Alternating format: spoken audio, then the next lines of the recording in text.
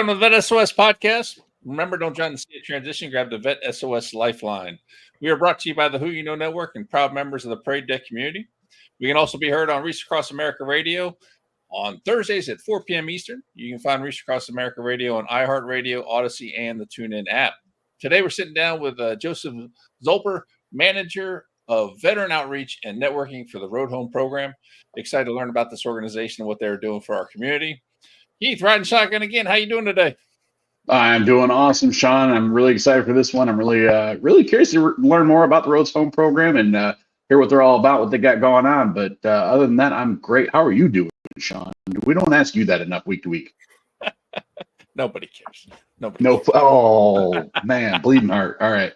I actually saw, and I made comments on this when I was in the service. I saw a meme that talked about, people actually asking soldiers how your NCO's doing, because you never check up. They never check up. It's always checking down and everything like that. And I think that's one of the areas we can improve on the most is, check up, see how the seniors are doing and stuff like that, because they're dealing with a whole bunch too. But I do appreciate you asking. I am doing fantastic today. Always. So you do admit you are my senior then? No. Only in age. And height. And height. Okay. Yeah, I'll give you that one. I have the photo loaded. I can bring it up at any time. There we go. All right. Well, now it's an inside joke. You got to show it to Joseph. All right, Joseph. We haven't even introduced you yet, but he's going to pull it up now. Let's do it. No. If you're listening on the podcast, you got to come watch the video because there's the photo at the Mick. But yeah, there's the actual photo at the Mick. Yeah. Love it. Yep. The man's a beast. All right. Back over to you, Sean. I went by Darby O'Gill for a long time, man. Darby O'Gill and the little people. All right. Let's jump right into this now that we've gotten sidetracked. Joseph grew up in suburban Chicago, earned a BS from Illinois State University, and was commissioned from Army ROTC as an infantry officer in 2015. He served with 4ID at Fort Carson and deployed to Afghanistan in 2018-2019, earning a Bronze Star and Combat Infantry Badge. Following his military service, Joseph worked as an operations manager at Amazon, leading a military employee resource group. This passion for supporting the military community brought him back to Chicago to the Road Home program, where he is the manager of veteran outreach and networking. At Road Home, he continues his service to the military community by bringing needed mental health care to veterans, service members, and their families. Sounds like a fantastic mission. Can't wait to get into this. How are you doing today, Joseph? Doing great. A little bit colder now here in Chicago, like normal, but it's weird. A couple of days ago before Halloween, it was like 80 degrees out here, which is weird for fall, but I like cold weather, so it doesn't bother me too much. So I'm enjoying the times right now. How about y'all? Y'all doing good? I'm doing fantastic down here in Florida, still wearing flip-flops and shorts. I was gonna say, yeah, we're chilly right now in Virginia Beach at about a balmy 62. Oh, low 60s. That's my favorite. Oh yeah, that's probably going for a motorcycle ride later today. Oh yeah. Oh, there you go. Nice. That is awesome. All right, so tell us about your transition. How did that whole process go down for you? Yeah, of course. So I got out. It'll be about a little over 3.5 years ago, early to mid 2021. I made the mistake when I was going through the transition process. I was I was very much arrogant in terms of job seeking. Like, I'll figure it out. I don't need that CSP. Give it to people who like really do need it. I'll figure it out. Screw it. I'll be all right. And then applying to about 100 jobs later, I realized the hard way, like, oh crap. Yeah, it's real out there. The grass ain't always greener on the other side. So the job I did secure, which I was happy about at the time, was working for Amazon. They just built this huge warehouse like right down the road from me, so we didn't have to move or anything. I was getting out of Colorado Springs there, so my wife and I settled there. Started working for Amazon about a month after I got out of the Army, and I quickly learned, and I always tell this to folks, is Amazon I always called Army 2.0 without some of the fun stuff that infantry guys do. The reason why I call it Army 2.0, it's very structured. I pretty much came into like a platoon leader type of position, which was an easy transition for me to get into. Everything was structured. You have your shifts, you know exactly your deliverables and your outcomes. So it was a pretty easy transition from, I guess, work to work. However, what I slowly started to realize is that, that purpose in my life that I was, getting through the military was lacking. I do think folks at Amazon down to the lowest level make differences in people's lives. For example, make sure kids get their Christmas gifts on time, right? That's making a meaningful, purposeful, career. However, there was an itch I couldn't scratch that I was searching for. And I learned at Amazon, they have this thing called, it's an affinity group and basically an employee resource group called the Warriors at Amazon. And it's an employee resource group centered around the military community, those still serving veterans and their families who work at Amazon. And I was like, hell yeah, let me do this. Let me get involved. How can I start a chapter at my site? So ended up starting a chapter, grew to one of the largest throughout all of Amazon, which I'm proud to say. However, I did have it a little bit easy. We are a large military community to begin with. So I had the population to work with for that.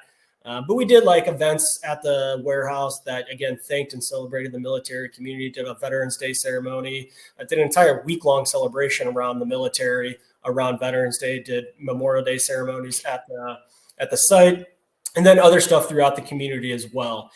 And it was right around when the time I had my son, which he's 18 months now. So about 18 months ago, I was like, you know what? I don't see me doing Amazon for a career. That purpose that I was searching for, that I started to scratch a little bit through that employee resource group, it was still super itchy, and I needed to scratch it deeper. So I started to look when I was on paternity leave with my son. I started to look elsewhere for roles or organizations that were working specifically into the military community. Everything I was doing in that group at Amazon was not part-time, volunteer. So I was like, I want to do something like this full-time. So I applied to a couple locations throughout the United States, but my wife and I were starting to have the conversation. I think we need to move back home to be around friends and family because of us having the son. So then I came across the Road Home program, and it meshed two things that I'm probably most passionate about beyond my family is the military and mental health. I am one of those who struggled as well with mental health, coming back from deployment, and then also in the transition period. So I'm very passionate about mental health and folks getting mental health, specifically in the military community. So Road Home was the perfect fit. All the stars aligned. I never in a time in my life have all the stars aligned perfectly. I'm working for an incredible organization that helps military community. I'm in the mental health space, and I moved back home to be near friends and family. So, and having some good hot dogs and deep dish is an added plus as well. So, that's my story, how I got to Road Home. I can't believe that the stars didn't align for you at 4th ID. I mean, I picked up skiing. I enjoyed skiing and hiking when my body would allow it. Stars aligned for me getting to Fort Carson and 4th ID, but I get what you're putting down there, Sean. Nah, I'm just joking. We've all had our fun with divisions, right? So I've been in a couple myself, and I was fortunate. Every time I had to go TDY to Colorado was the Peterson Air Force Base, which is gorgeous.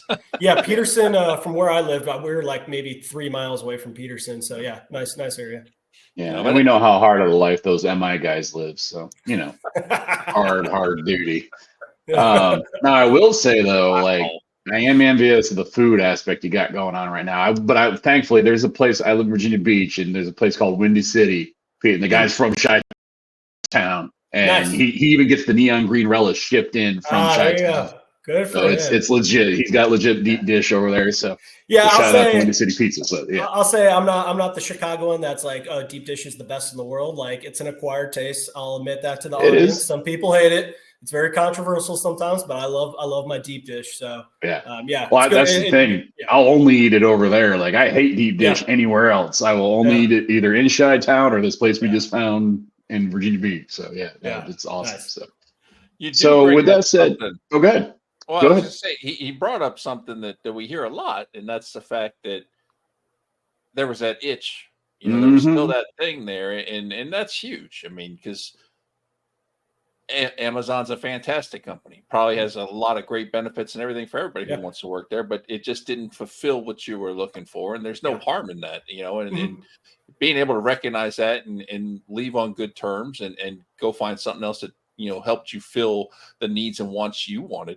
It is important, and I applaud you for noticing that and deciding what you wanted to do.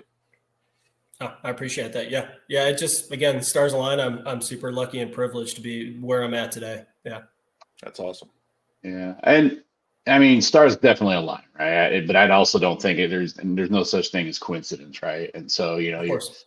you pick up what you put out, kind of thing. And so realizing, like Sean said, realizing that, hey, I've got this passion, and I think a lot of veterans have that. We hear it all the time, whether and it's not serving the veteran community, but they look for that brotherhood or sisterhood, that camaraderie, that sense of belonging and or a sense of mission. Like I'm doing something bigger than, or I'm part of something bigger than myself. Exactly. And even in the private sector, companies try to recognize that with employee resource groups and all that kind of good stuff. But yeah, I mean, it's awesome that you sense that and you found that natural transition over to the road home program. So tell us a little bit more about that. Like what is the road home program? What do they do? And how can folks benefit from them? Absolutely. And before I do that, Keith, if you don't mind, you brought up something that I do want to touch on, that on the term of coincidence. I agree. Things that are not always a coincidence, things happen for a reason. And what woke me up to that was my start date with this organization, which again, this is a dream job, dream organization for me to work with, was the 4-year anniversary of, losing some of my brothers across in Afghanistan. So literally the start date was the 4-year anniversary of that. I was like, all right, that's got to mean something here. That's I thinking back, it's just, I remember it coming across my mind. I was like, all right, I'm in the right place. I found my spot, but yeah, so the Road Home program, in short, we're a nonprofit mental health care clinic for veterans, service members, and their families.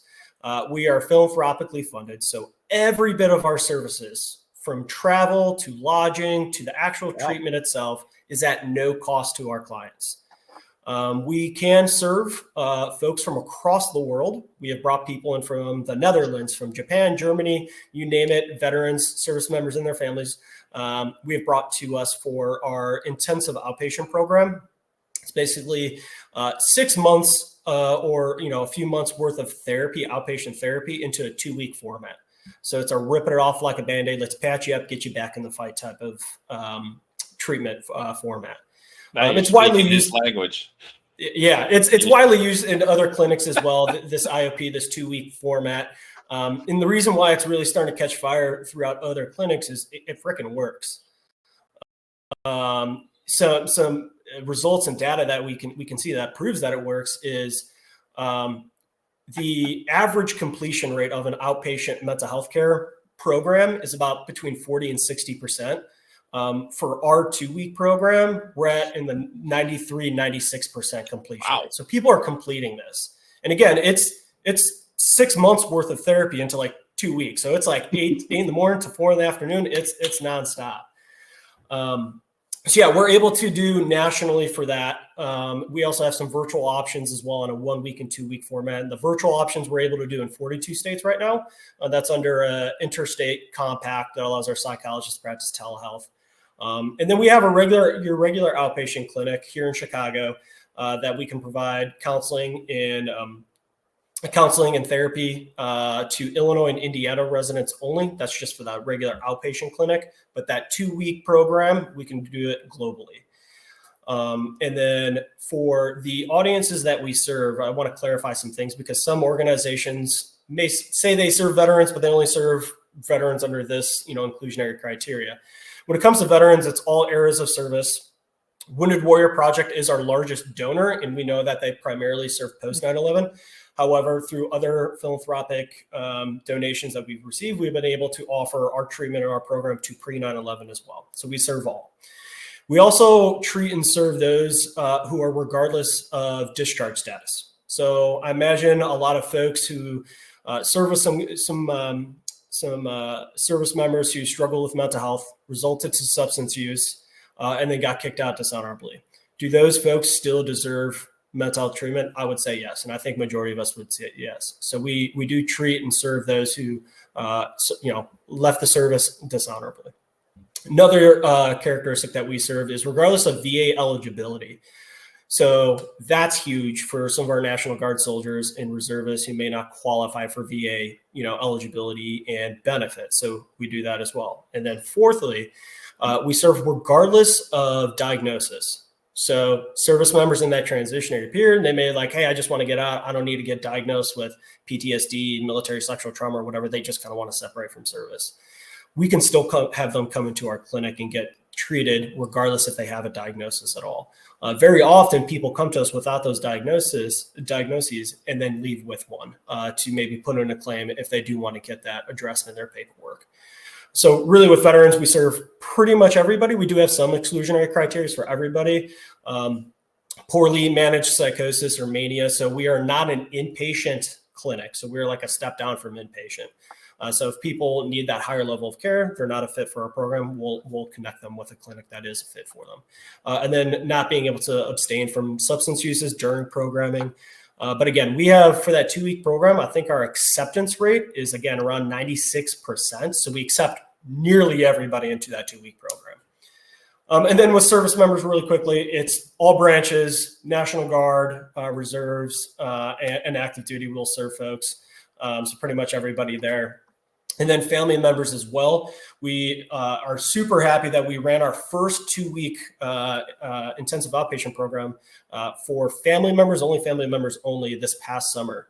It's a new program that we're doing, and we're going to be redoing it again next summer, a 2-week cohort. And then we're also offering virtual options to family members in those 42 states, starting now until pretty much forever is what it's seeming like. So really happy that we're doing more with family members. And for that accelerated program, it's for adult children and up. So that's spouses, partners, caregivers, adult children, siblings, parents, you name it, we can serve those folks.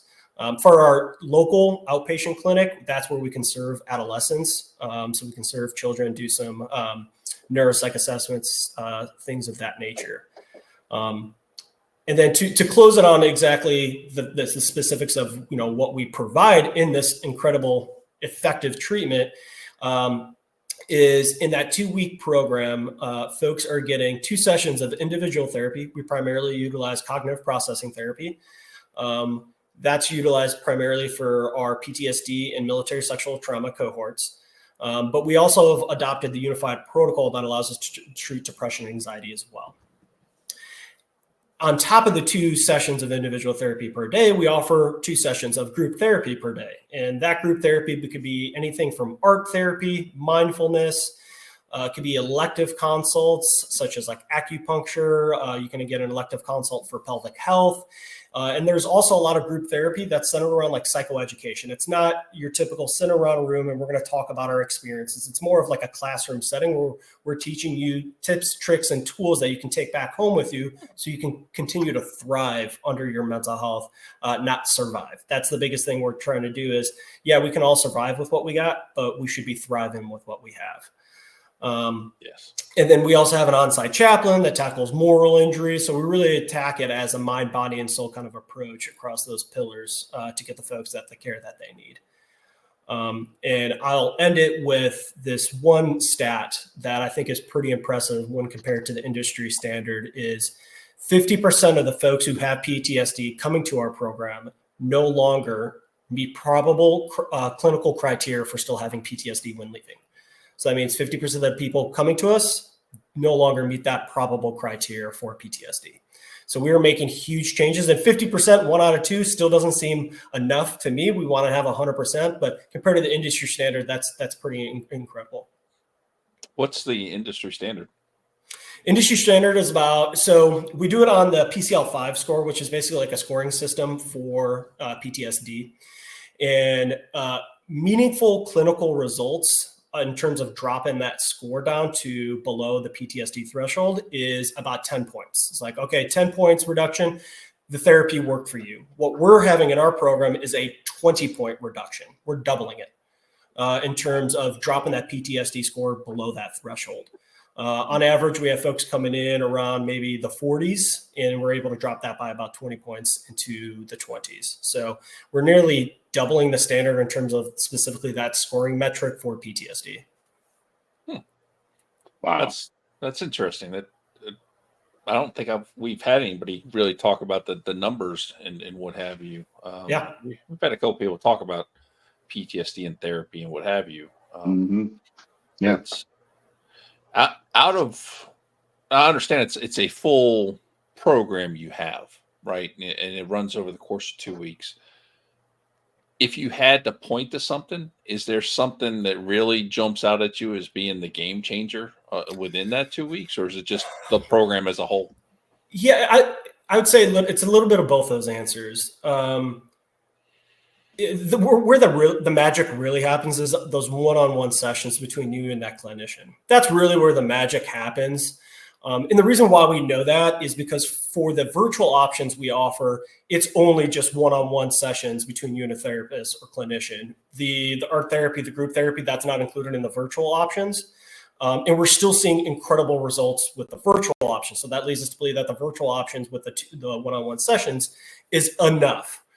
However, the reason why I say also the entire program as a whole for the in-person is important because when I first started with this program, I was able to observe a 2-week cohort, basically sit in the back of the room and observe everything going on, everything but the individual sessions.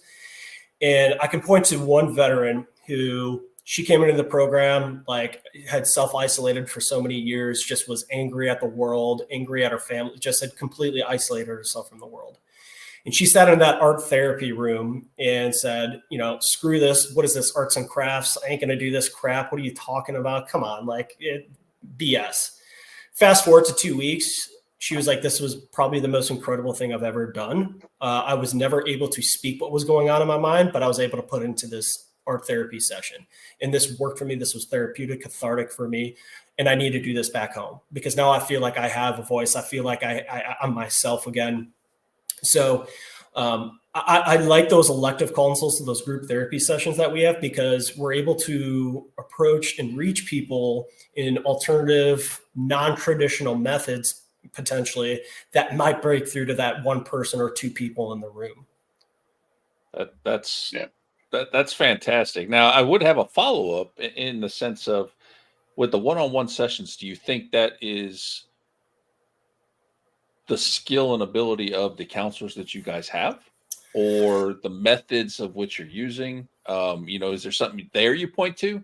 I'd say it's both. And sorry, I'm not being, I guess, very straight to the point, like it's this one thing. But I'd say it's a little bit of both. Now, on the staff that we have incredible staff. And I think what makes us potentially different to some other clinics is we have a lot of service members, those in the Air Guard or National Guard, who are clinicians, or those who are veterans who are our clinicians, or military family members who are clinicians. So you're already coming into an appointment with most likely the clinician you're working with knows what the military culture is, knows what the military community is, which is so huge. I know when I first sought out help, I was like, I don't want to see anyone who doesn't know potentially what I've been through or what I could have been through, right? And I think a lot of veterans and service members have said the same. So I think that's one thing. And even those who are civilians and not from the military community, we have folks who have worked at the VA for decades who know the community pretty well already come into this program to make a different change.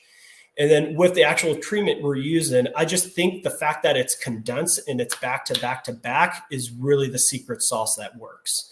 And the reason being is people are completing the program because it's like we'll fly you over again from Alaska, put you in this dormitory for 2 weeks.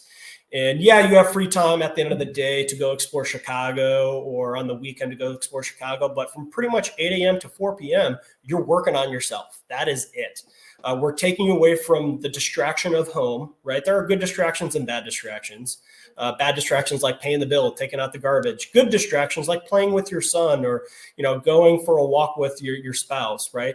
You're taking people away from those distractions into an area where they only have to focus on themselves.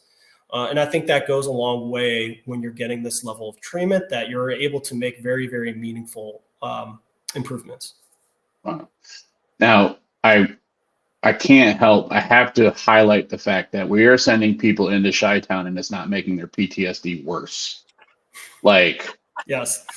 Yes. So and this isn't the first time I've talked through the stereotype and I'm just playing. talks about Chicago and in Chirac, as some call it. Yeah. So we do not have issues of violence with our patients. No, I know we're joking, but it's a valid concern. It absolutely is. Right. I recently did a trip out to Alaska to meet with a bunch of active duty leaders to talk to them about our program, and some comments were made like, "Hey, I don't feel comfortable leaving Alaska, where I'm more of a country boy, and going all the way to a major city, let alone Chicago." Mm-hmm. In the area where the folks are saying it's an entire medical district, so it's a very academic university type of feel to it. It's we're right across the street from a hospital where our cohorts stay at in that dormitory. It's right across the street from the largest VA in the area. So it's a community already centered around academics and the medical community. And again, in the evenings and on the weekend, that overlap weekend, the cohorts that usually come together, and we typically have anywhere between 16 to 18 come for each 2-week programming. They end up hanging out. Like we didn't talk about it earlier. We talked about purpose, but another thing is that camaraderie and sense of community, which is so huge. And that's the coolest indirect thing that I've seen in these cohorts, that, we have people who self-isolate, who live in the bush out in Alaska or in rural America. And then they come to this cohort to focus on themselves, but then they meet like, oh, I just missed you at this one installation. I was 4 years behind you. You start to see those bonds and those sense of community come back, and then they end up hanging out. They go to like a boat tour, a museum, or go try some, Chicago hot dogs and deep dish on the weekends and evenings. So it's really cool to see that indirect improvements as well. Yeah. Now, with it being 2 weeks, at the end of that 2 weeks, they go back to real life, right? And life starts to get lifey again. So what sort of things do you equip them with, or are there even follow-up services where they can continue this journey after the program? Absolutely. That's super important. That continuum of care is what I always call it, the continuum of care, because yes, we have crazy great results when they leave our program, but things can tick back up. We all know that mental health kind of ebbs and flows at times.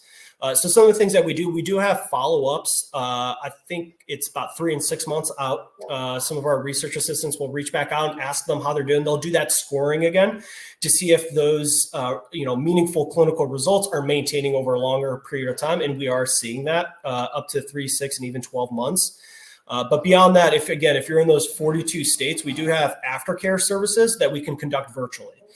And it's not all states yet. We have to work kind of with the systems that are in place, but more and more states are signing up to be a part of that compact. That really, I think, in my opinion, one of the big pillars and future programs of ours is going to be our virtual clinic. I think it's growing bigger and bigger and bigger. We're able to reach people who wouldn't traditionally, again, maybe someone who does not feel comfortable coming to Chicago. Cool. We can offer virtual programming from the comfort of your home. So we do have some adjunctive services that folks can take part in after they leave our program virtually. And then they can always come back to our program again. This is not a one-time deal. Now, do we see people repeatedly come back? No, because we have such great results, but that door is open. We typically want folks to wait, at least a few months before returning to see as much clinically meaningful results as possible. So, and another thing too is when folks are leaving our program through the discharge process, we have an on-site VA liaison that works with. We have an incredible intake and logistics team that helps connect service members and veterans to the care that they want to continue back in their local community. So, for example, going back to that art therapy example, we were able to connect that veteran with an art therapy program back in their local community, states away. She was like, "Hey, this worked for me. I want to do this back home. Okay, let's find you a program back home that will help you with that." That's awesome. Well, I hate to say it, but we're at that time. This is a great episode. This flew by. I feel like I've been saying that a lot lately, but no, these have been great. We've been just having great guests, so this has been awesome. No, this what y'all are doing, Joseph, is amazing, and I absolutely love hearing about these opportunities. Mental wellness, it's a thing, and it was stigmatized for a long time as a bad thing, and now it's great that we're finally getting it out there as something we need. So, so with that said, for all of our folks tuning in, listening, and watching, what's the best way for them to reach out to you, find about the program, support the program, or even sign up for the program? Absolutely. A good source is just going straight to our website, which is listed at the bottom there, but it is roadhomeprogram.org. You can also reach out to me personally via email. That's Joseph, JOSEPH _R_Zolper, ZOLPER @rush.edu. You can also reach out to my work mobile number at 312-854-9807. That way, if there's a collaborative effort that you want to work with me on, more than happy and excited to do something like that. That's awesome. He just gave you every way to reach out to him. So yeah, if you want to cute. support, you need the help, whatever it might be, hit Joseph up. What they're doing is amazing work for our veteran community and military spouses, families, the whole shebang. So that's great stuff. And to everyone else that's listening in, on behalf of the VET S.O.S family, we'd like to thank all of you for joining us today. Please make sure that you follow and subscribe to us on YouTube and your favorite podcast platforms. And as always, remember, don't drown in the sea of transition. Grab the VET S.O.S Lifeline.